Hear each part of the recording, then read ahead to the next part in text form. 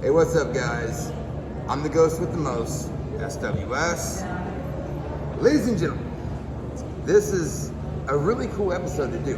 This is episode 3 of season 3 of sWs, Shootin with Shane, the podcast.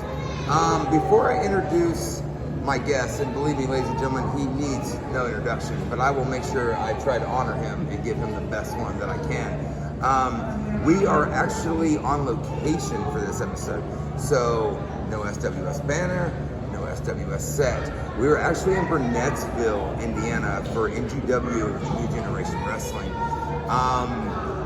With that being said, ladies and gentlemen, without further ado, please allow me to introduce you to season 3, episode 3 guest. The one, the only, the super fan himself. Sir, it is an honor. Mr. Marcus Klein, brother, how you doing, man? I'm doing good. I am doing good.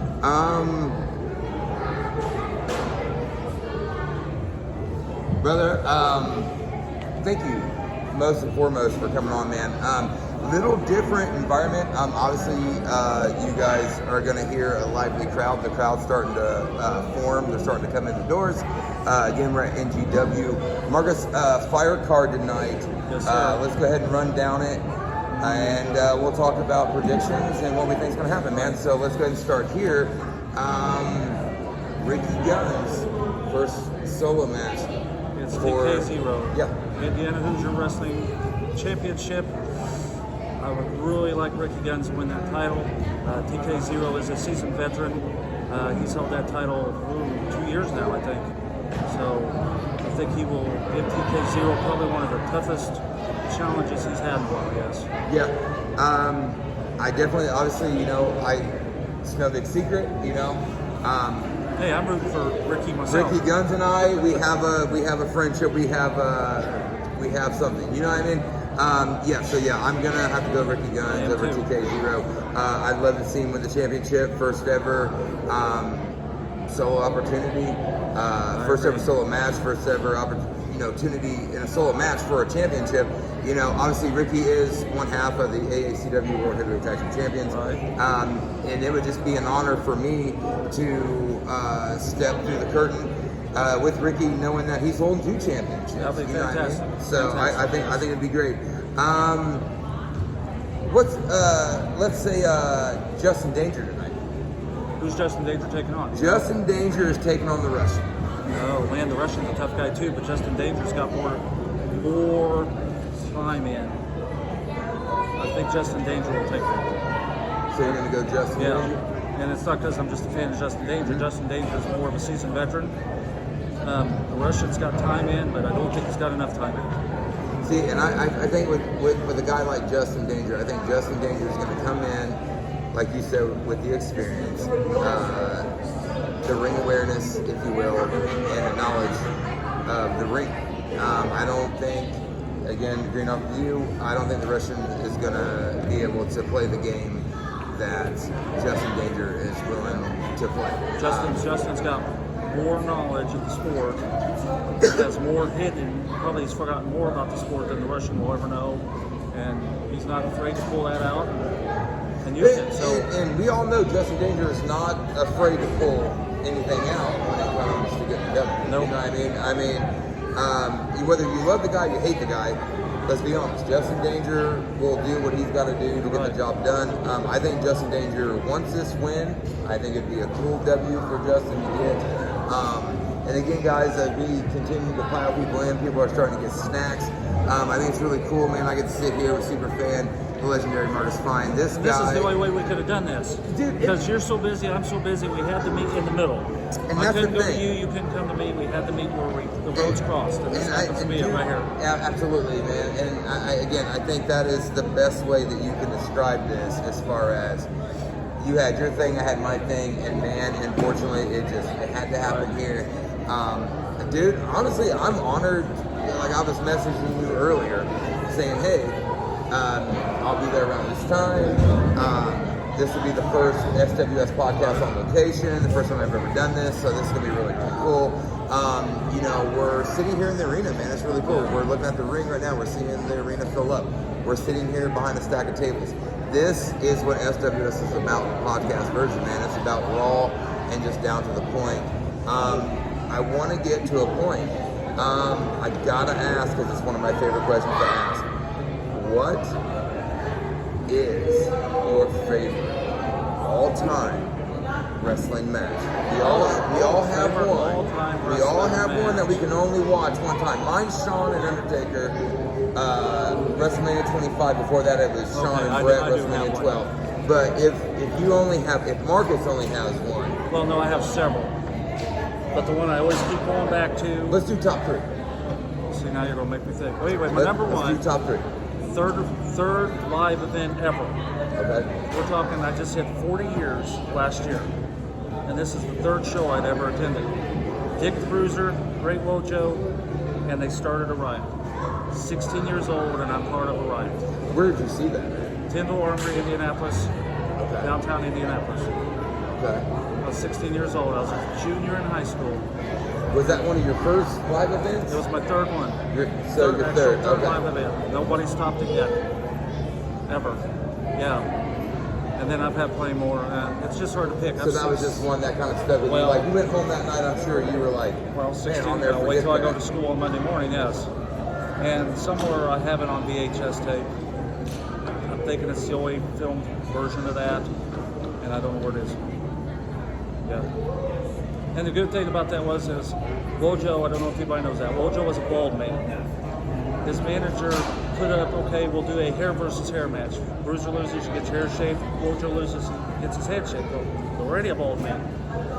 So they went to say, okay, well, if Wojo loses, Dr. Jerry Graham Jr., I don't know, that's way back, gets his head shaved. Well, they didn't shave his head.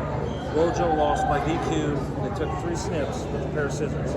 And I actually still have a lock of that hair in my collection. Yes. And there's only 3 snips. And me and my buddy, we ran up. There's a guy doing a promo, jumping up and down the ring, and I happened to reach up and grab the piece. He grabbed the piece. And I still have my piece. And that was in 1985. And we had to go past the police because remember it was a riot, so the police was holding us back. So for us to even get to the ring was something else. And then a guy bounced around doing a promo, jumping up and down, and we're trying not to get jumped on. I was gonna say, like, how hard would it have been? It was hard. Yeah, it was hard. Just have a piece of that. But now you can look back on it now, and you always look at that and be like, man, I'll always remember this, have a piece of that. How hard I fought to get that, you know. Because my dad smoked cigarettes, I said, give me the cellophane off your cigarettes. I threw it in there. I got home, wrapped it up, put a piece of like a 3x5 index card, stapled it shut, and it hasn't been opened since. So you've never opened it since the night you got home? Nope. Really? Yeah, and it don't come out very often. Really? Okay, so is that more of like a top tier shelf? Oh yeah. Because before we get into your second and first, coming up with second, your collection, we'll get into that. I know you have a ginormous collection of wrestling. We'll get out in a minute, but let's go ahead and go into your second. What's hard to do with second? I've seen so much stuff. If you want to go live shows, I've seen Ricky Steamboat take on Brian Pillman in a cage at the Coliseum at the Fairgrounds in Indianapolis. A lot of 2 counts. That had to be probably top 3 live performances. We're talking Pillman before Pillman went loose cannon. I was going to say, because Pillman was half. Because it's supposed to be Steamboat and Dean Douglas against. What was his film called? Stunning Steve Austin and Brian Pillman as the Hollywood Blondes. They were the tag teams. It was supposed to be a tag team match. Well, Douglas didn't show up. Shane Douglas didn't show up, so they did a coin flip, and it ended up being Steamboat and Brian Pillman. And you know Steamboat matches. Well, now I put a young, talented Brian Pillman in there with him, and yeah, fantastic. Brian Pillman, I love that he gets brought up. Anytime he gets brought up, I have to say this. Much love to Brian Pillman. Genius. Flying Brian, fantastic. Yeah, he was, I guess he was part of the Hollywood Blondes. You know, doing the Hollywood Blondes, I've been asked many a times favorite tag team. I'm torn between Hollywood Blondes, Austin and Pillman, and then Skull Hall and Kevin Nash.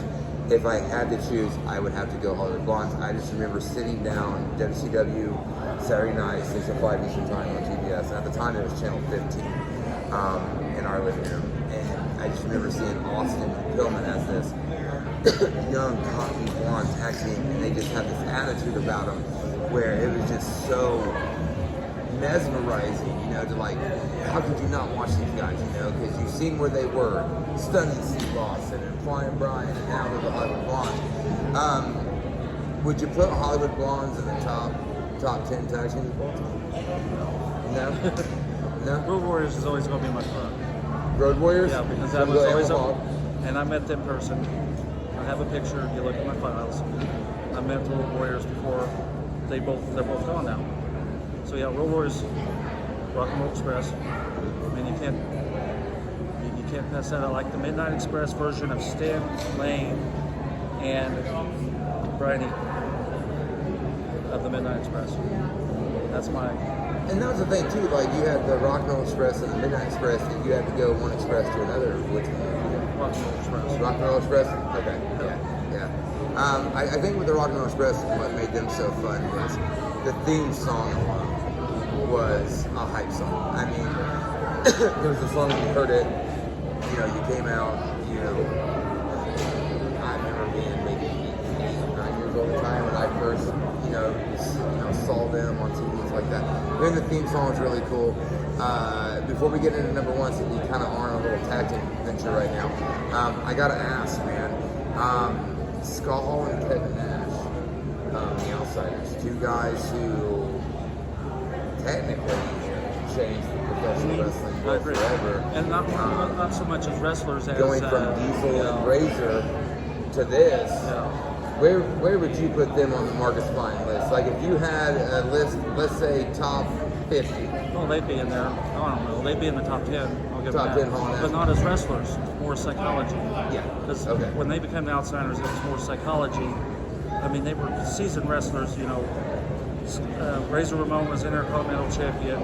Diesel was a Triple Crown wrestler in the WWE. But I actually think, as coming in NWO and presenting that whole thing, I don't think you could have found two other guys that pulled that off.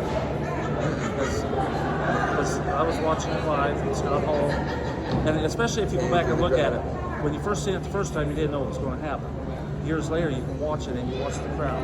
Yeah, they're all Here he watching comes, it and they're right like, yeah. and it's like, yeah, I And don't. then even a guy like Larry Zbyszko was the guy that was like, no, he needs to come through the crowd. If he comes through the curtain, It didn't make no sense. Yeah. it's dead off. It's dead out of the water. Like he's got to come through the crowd.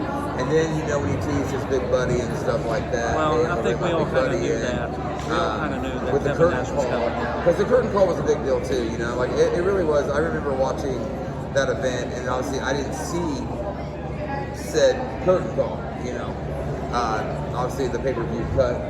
After that, it was a house show. You didn't really get to see anything except the clips that they showed you in the pay-per-view cut. You know, they kept the curtain call a big secret for I feel like a couple of years. Yeah, they did. And then it was DX that came in and was like, "Hey, we're gonna shed light on it." Now, DX, I think, actually ranks a little higher than the Outsiders. Yeah. Triple H Strong. not at first, but what DX did, especially when they invaded WCW, that was classic stuff. Yeah. They were doing things. Well, and then, like the funny thing was, like guys like Hall and Six. Well, Six was at DX at the time as X-Pac because he'd been fired by WCW, couldn't cut the mustard, as Hogan said. But yeah, man, when they invaded them, that was in the same town. It was like, wow, like, and that wasn't even Shawn. Yeah. You know, that was Hunter's DX. You know, and that was a whole different DX. Sorry guys again about the sound. Like I said, everybody's gearing up, man, for NTW. But all right, let's go ahead and jump into your number one. Well, I don't know if that was number one. I don't normally rank my stuff because I've seen so much. But I guess another one I seen live was, this might surprise a lot, Ultimate Warrior versus Sergeant Slaughter in a cage. And then Slaughter had the belt, Warrior lost the belt. And it was like they were setting up for Savage. They were setting up for Savage Warrior at WrestleMania 7. But we weren't planning on going to that show, and we won tickets through Spencer's, and that's how we got to that show. But I'm glad we did, because we also seen the debut of The Undertaker in Indianapolis the same night. And he was taking on Tugboat. He was nobody. But when they come out, even the Undertaker come out. I'm getting goosebumps. But yeah, it was, he was nobody yet. I mean, he'd only been on the market for, if you want to use that word, 2 months. But yeah. And that was WWE, right? Yeah. Like on the market as far as them. Because Yeah. they had just had the Survivor Series, and we're talking like February. Because Royal Rumble was over. Slaughter pinned Warrior for the title because he got hit by the scepter by King Macho. Yeah. And so, yeah. Shattered the scepter. Yeah, shattered the scepter. So now we have feuds here. So, yeah. Sergeant Slaughter, Warrior Cage. Fantastic. I wanna mention a couple. Because I know you're a huge independent guy, and I feel like, man, with you, I feel like this is gonna be like a 2-3 part episode, man. I love it. I want to name a couple independent guys, a couple close friends of mine, and just give me your opinion on them. Tell me where you see them going, or where maybe you'd like to see them go. Oh, him? I might throw him in there. I don't know. Number one, man, I gotta start off with the AECW World Heavyweight Champion, Justin Terrell. No, I've known Justin Terrell for years.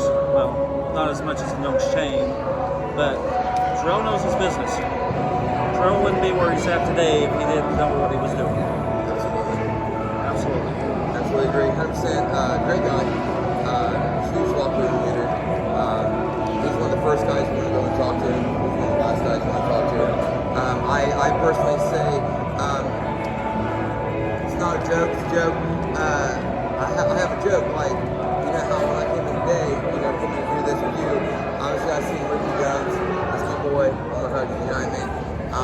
I rode with who I rode with, I won't drop those names. Justin Danger and Tanner Kelly, that's who I rode with. He's always running off, look at him. Yeah, no, just like he always does. He's popcorn, running off. But yeah, man, I had a blast riding with those guys, and I know that we all love meeting certain people.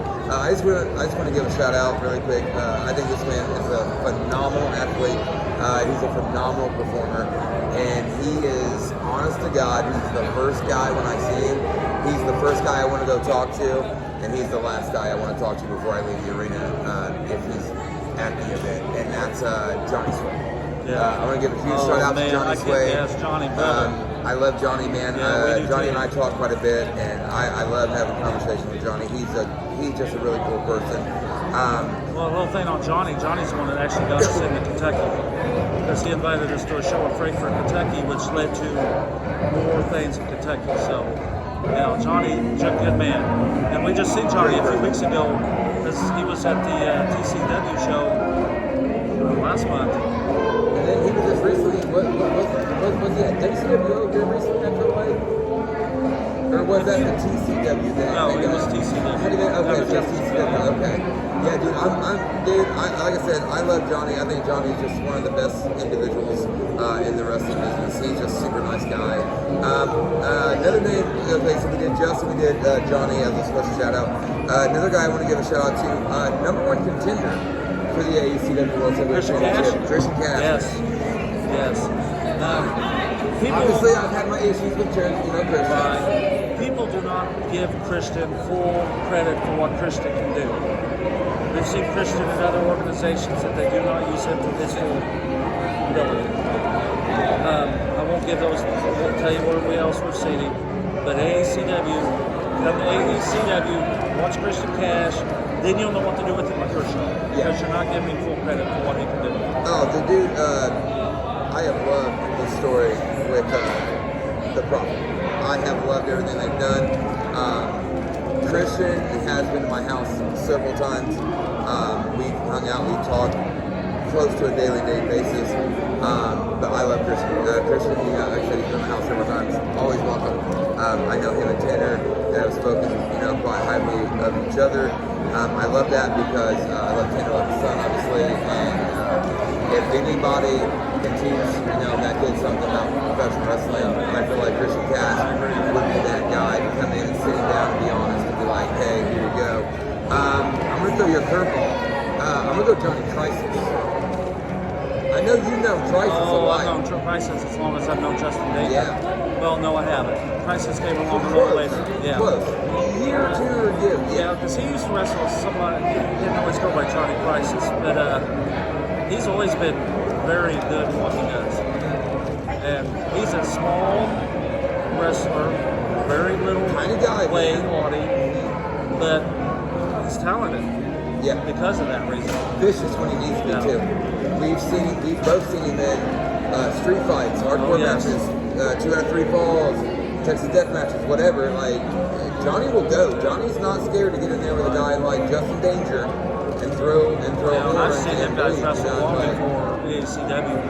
They used to wrestle at EWF all the time too, those two. Yeah, and EWF was a thing, man. Like I miss that so much. I miss the old school Raintree. I know what you know what that is. Yes, I do. Theater on one end, wrestling arena on the other. Friday nights I did music. Saturday nights I did professional Well, and he wrestling. also did, he I started miss doing it, Wednesday man. I love nights it. too. Yeah, So we were going to, me and Kelly, which is happened to be sitting right there. We'll shout out to her because if it wasn't for her, I wouldn't be here. yeah. Miss She's my Kelly's driver. prize. She's off camera, so we make that trip twice a week. It was either me and Kelly or me and my son, but I was in Marion twice a week, and that's an hour away from us. Well, that's the dedication too, man. I was going to say too. Like I think what makes you and Kelly, you guys, and it's my show. I'll say whatever the fuck I want. You guys are legends, man. That's just what it is. You guys, you know, because I know the boys in the back. No matter what company you work for, you know who the funds. I mean, you guys are all over social. Yeah, well, we're finding that one all the time. You guys are the fines, and you know, you guys are that legendary couple in the independent professional world. It's if we had more of you and Kelly coming and supporting as many shows as you guys do, man, we'd pack into the Raptors no matter the company. Yeah, you know what I mean? I agree. Like you guys are diehard fans, man. The fact that you guys travel hours upon hours upon hours, and I know, you know, you sit right there. Tan and I will talk about you guys on a high note. DeVille and I will talk about you guys on a high note. Ricky Guns, whoever. You guys are always brought up in whatever conversation that at least I can honestly say in the circle that I'm in, you guys are constantly brought up Not to as brag, but wrestling historians and wrestling legends in the independent scene, man. I mean, holy shit, you guys, what, last year you hit a record-breaking 301 days? Like, I mean, 69 shows. you know what I mean? I mean, oh my God, dude. Like, We were trying for guys- 70, but shoot, this is number 15 this See, year already. exactly. So, That's what I'm saying. Like one day it's going to be like the fines will be that couple that is like 365 days a year, just nailing them all. You know what I mean? Just nailing them all. Let Phil know we're sitting. But yeah, man, I just really feel like you guys are really going to knock it out of the park this year, man. You guys are on this show 17th. Again, this is ATW, it's New Generation Wrestling in Burnettsville. I'm going to start running this down a little bit, man. I kind of need to get over there. Right, I got you. But let's do this, man. Let's make this because I haven't even begun yet. You know what I mean? Can we do a handshake deal right now on camera? Can we make this a 3-part episode? Oh, yeah. We can I make would this love to main do that, part if man. you I mean, want. we've already made history being the first time SWS being on location Maybe for we the can make the next podcast. one at the AACW show. Hey, you want to do part 2 at AACW? Yeah, let's do that. Brother, I'm going to shake a hand on that. We're going to do that. You can talk to Shane and we'll get it done. No, I'll absolutely do that, guys. Unfortunately, man, I gotta cut it. But yes, we just shook hands. April 15th, we'll be doing part 2 of this interview, and trust me, there's a lot more to come because I feel like we didn't even peak, didn't even get where we need to go. But guys, they're filling in here in Burnettsville. NGW, New Generation Wrestling. We got my boy Ricky Guns on the card. We got my other guy on the card, Justin Danger, Force Down. Ladies and gentlemen, super fan himself, Marcus Fine. I'm SWS, and that's just Joe Sweet.